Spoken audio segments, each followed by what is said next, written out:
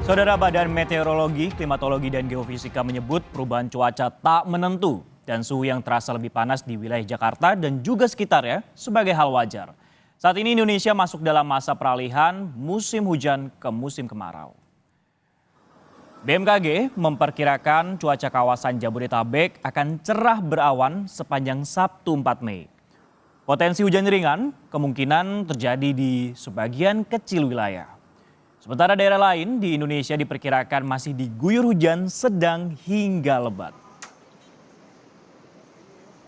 Penjelasan lebih lengkap soal kondisi cuaca yang terasa lebih panas akhir-akhir ini kita tanyakan pada jurnalis Kompas TV yang akan mengulasnya bersama dengan Prakirawan BMKG di kantor BMKG Jakarta. Tifal, selamat siang. Masyarakat saat ini mengeluhkan cuaca yang terasa panas pada akhir-akhir ini. Lalu bagaimana kemudian analisis BMKG terhadap kondisi ini? Apakah benar saat ini Indonesia mengalami gelombang panas, Tifal?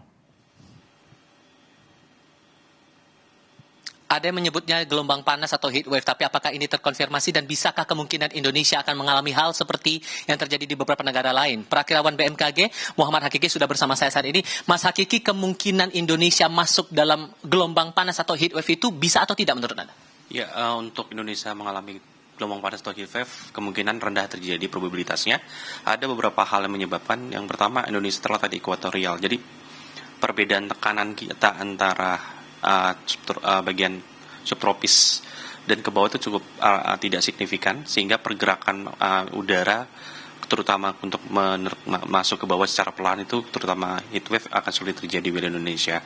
Dan juga banyak gangguan-gangguan di ekuator menyebabkan mungkin dia akan membelokkan heat wave sebelum masuk ke wilayah Indonesia. Oke. Sehingga untuk perkiraan untuk cuaca hari ini, terutama kalau kita spesifik di Jabodetabek, bagaimana kondisinya nanti? Ya, untuk Jabodetabek sebagian besar saat ini adalah cerah berawan, walaupun ada potensi hujan ringan seperti di daerah selatan seperti Bogor dan sekitarnya, dan Tangerang juga dan selatan, walaupun kejadian banyak terjadi di sore hari. Ya, betul. Indikator dari heat wave itu baru akan terjadi kalau apa, Mas? Ya, berdasarkan BMKG Dunia atau WMO, indikator terjadi adalah jika suhu di atas 5 derajat Celcius maksimum rata-rata, seperti misalkan Indonesia 37, di atas 40 derajat selama 5 hari berturut-turut, dan dalam rentang luasan tertentu yang cukup luas, maka akan terjadi heat wave. Seperti itu kalau dari definisi dari WMO. Oke, dan rata-rata suhu di kita ada di kisaran berapa tuh? Rata-rata suhu maksimum terjadi untuk beberapa hari belakang ini masih kisaran paling tinggi sekitar 36,8 seperti kalau nggak salah, ataupun ada 37, tetapi untuk saat kategori masih relatif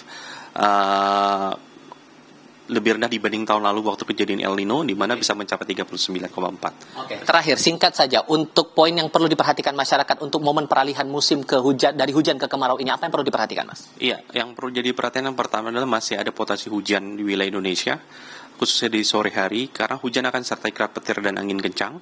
Kemudian juga ada potensi hujan es. Jadi jangan selalu membawa peralatan seperti mantel, payung ketika berkeluaran. Dan berikutnya adalah potensi peralihan musim juga masih akan juga terjadi di wilayah-wilayah selain Jabodetabek, dan juga wilayah lain yang potensi hujannya juga masih cukup tinggi, seperti wilayah timur dari Sulawesi, Maluku Utara hingga ke Papua dan Papua Barat masih cukup tinggi. Jika Anda traveling ke sana, waspada karena masih potensi hujan masih cukup tinggi.